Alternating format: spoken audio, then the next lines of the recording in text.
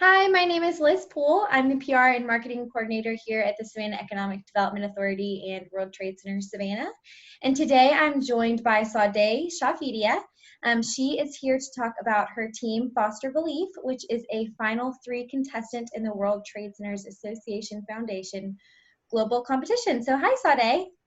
Hello, Elizabeth. Good afternoon. Good afternoon to you too. Thank you so much for being with us.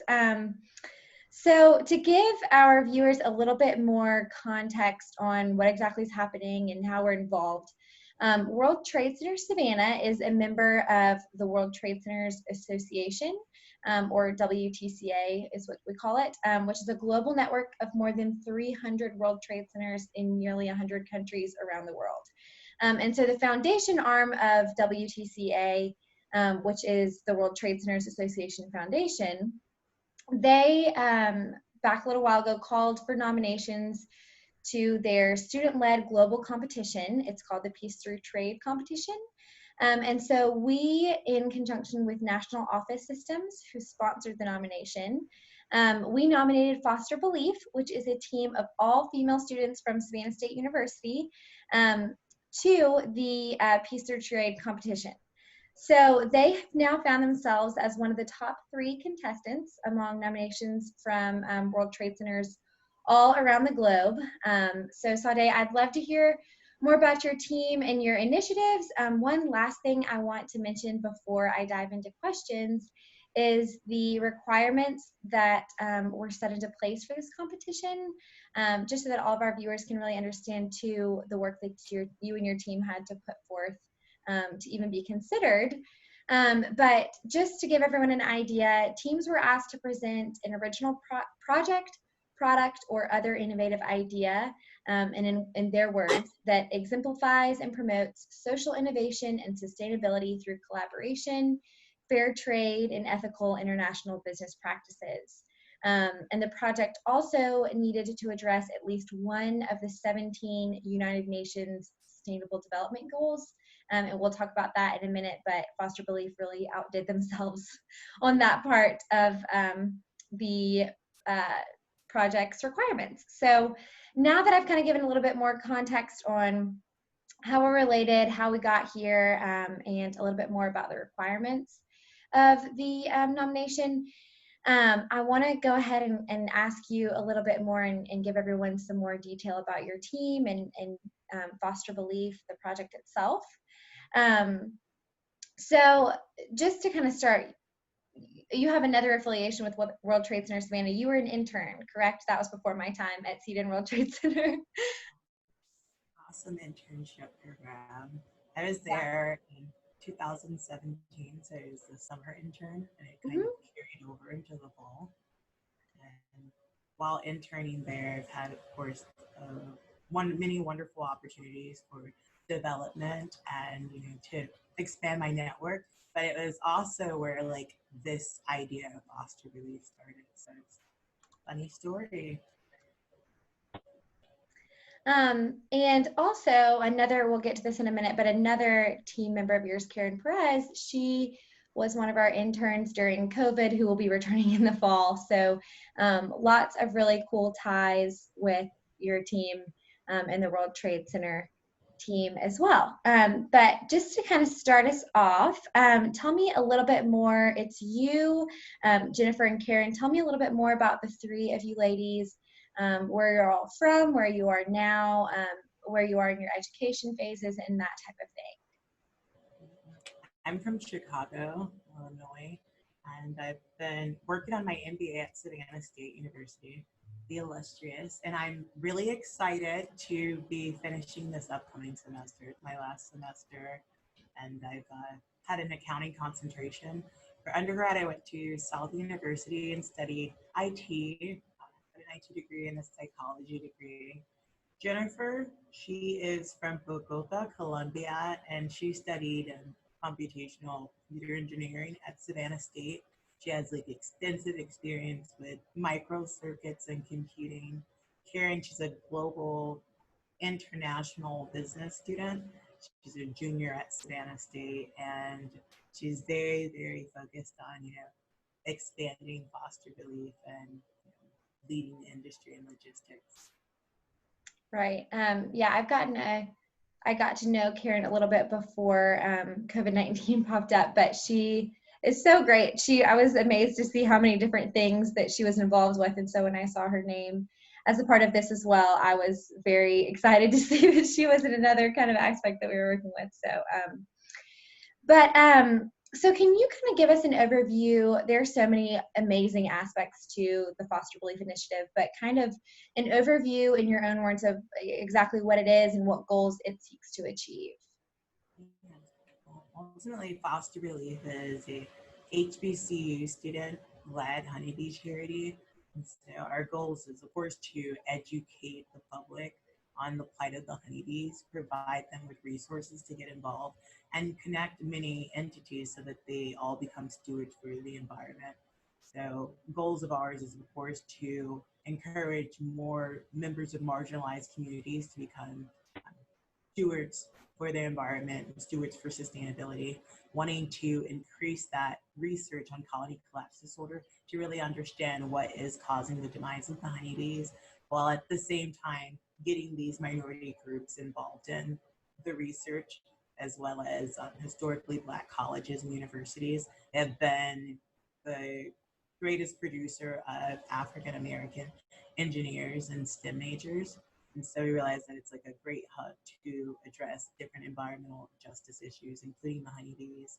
And so we hope to address many environmental justice issues.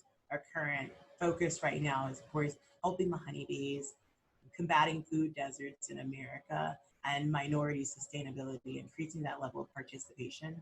There are food deserts, a plethora of food deserts globally and throughout America. So there are many marginalized groups that don't have access to fresh food and nutritious food options. So we realize that that impacts, of course, their cognitive and physical development, and it's kind of a domino effect. And we realize that through Foster Relief, we're able to educate these communities and institutions that surround these communities to get them to get involved. Awesome.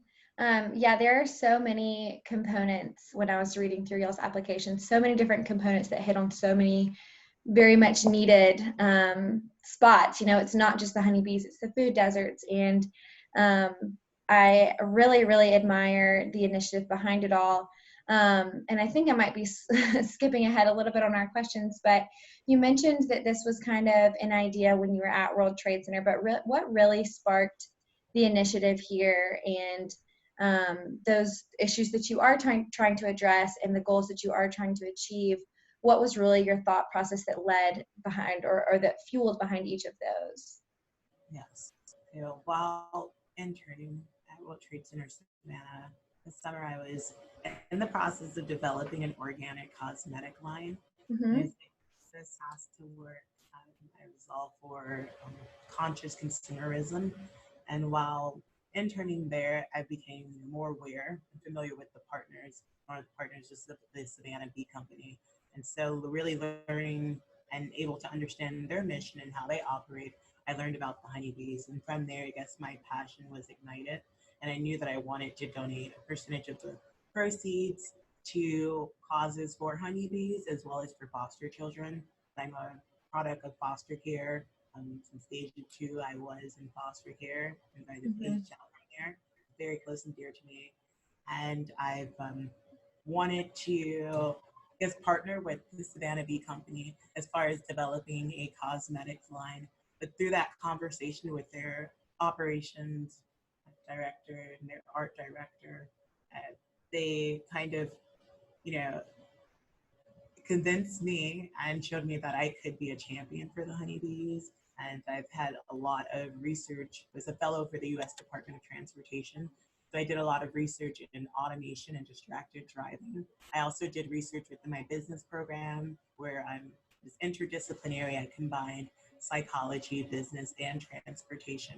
So I realized that I had all these transferable skills, and I was good at mobilizing people and organizing them towards a cause. And I was like, okay, let's try to make this happen. I went around just advocating for the honeybees without being an entity. And it wasn't until because we would have kind of discussions on campus and many places on campus at Savannah State. There's just great forums for students to connect. And we began to talk about different environmental justice, and I talked about the honeybees. And so through that, I was able to connect with my team members, and we decided to organize as an entity and begin to address all of these issues. That's amazing, and such an interesting, way of you, being in beauty, like you mentioned, and just kind of having conversations and seeing, okay, actually, this isn't just something that I want to donate to, it's something that I really want to become, like you said, a champion behind, and really go for that, which is incredible. So, congratulations on taking, that idea and those conversations and making them into something tangible. Um, Let's talk about the United Nations Sustainable Development Goals. I mentioned that one of the requirements for the competition was that you had to meet one of those 17 goals, and your team actually met 7 of those goals. Could you just kind of go into a little bit more detail on those? Yes, the 7 goals that we met were life on land, good health and well-being, climate action, sustainable cities and communities, innovation, industry and infrastructure, and quality education, and zero hunger. So we were able to improve life on land by promoting and ensuring the sustainability of the honeybees through this hive we're developing in our educational program. And so through that, we're ensuring the public's health for many future generations. We help to promote good health and well-being through our educational program by helping these marginalized groups have access to healthier food options by developing pollinator gardens that functions as a food source for both the honeybee and these members of marginalized communities. And we target the issue of climate action because we realize that there are many issues and changes within the climate that causes issues within the honeybees development, and when they're able to feed and when flowers are blooming, our program, it really helps marginalized communities to become more sustainable communities. So Mhm. we're teaching them how to become gardeners, how to plant their own crops, and how to become beekeepers. We are developing this hive that mimics the honeybee's natural environment, and it's technologically synced. So it offers remote analytics and allows the bees to simply be. There's within the body of research, there are many indicators that the current hives, as well as beekeeping techniques, has adversely affected the honeybees. So we're realizing if we can take a remote stance, that helps to be a sustainable agriculture mechanism, so that enhances industry, infrastructure, and innovation. And we have this interdisciplinary STEAM program where we combine, of course, the science, technology, engineering, mathematics, arts, like literary tools, technological tools, all of these things with the focus to address honeybee and other environmental justice issues. Our pollinator gardens, again, they're functioning as a food source to ensure food security for marginalized groups inside of the USA and domestically to help Mhm. combat food deserts.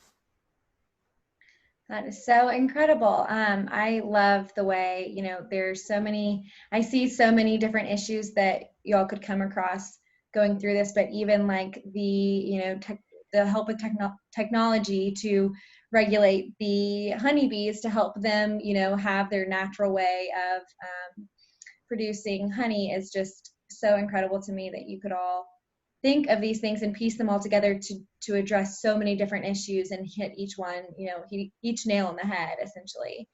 Um, so we won't know, obviously, World Trade Center Savannah wants Foster Beelief to come out as the first place winner, but either way, it is such a huge accomplishment that you found yourselves in the top 3. But we really believe that this is an initiative that is so incredible. Obviously, it's close to home with Savannah Bee Company being right here as well. But we should know in the next couple weeks or months if you are the first, second, or third place winners. But either way, what are Foster Beelief's next steps? Here's our next steps. looking forward to, and we have our fingers crossed on these contest results. But we're moving on and continuing to spread our good work. So right now we're hoping to branch out to other HBCUs. Currently we have initiatives with Savannah State University and Allen University. We're hoping to spread out to the other HBCUs within the state of Georgia and nationally, as well as going abroad and expanding foster relief. So I mentioned we had this hive that we've been developing. And we hope to have like a prototype by the end of this year. Mm-hmm. We have this book that we've developed, the book of Beelief, where it's a complete educational text to provide awareness about the honeybees, how to become a beekeeper, how to care for bees, get involved in environmental justice and climate action. And yes, the plan is to, just like Johnny Appleseed, to go out spreading it, spreading and fueling the honeybee population and setting up hives all over the world. I love it. Well, we are hoping for the best, and we ask that all of our viewers wish Foster Beelief the best of luck and great thoughts. But if anyone, a viewer here, is interested in contacting your team or learning more or trying to get involved, what's the best way for them to contact you? Yes, please send us an email, info@fosterbeelief.org. So that's foster, the two E's, belief.org. You can also visit our website, fosterbeelief.org. We have a Get Involved tab and others, lots of resources to get involved. And we're on social media, so please find us on Twitter, Instagram, or Facebook. All can be found under Foster Beelief TV. Perfect. Perfect. Well, thank you so much, Sade, for giving us your time this afternoon. Again, World Trade Center Savannah wishes you the best of luck. And so does National Office Systems. Thank you to National Office Systems for sponsoring this nomination and helping us get this far. But we cannot wait to hear the results, and we are so proud of y'all. So thank you so much. Thank you.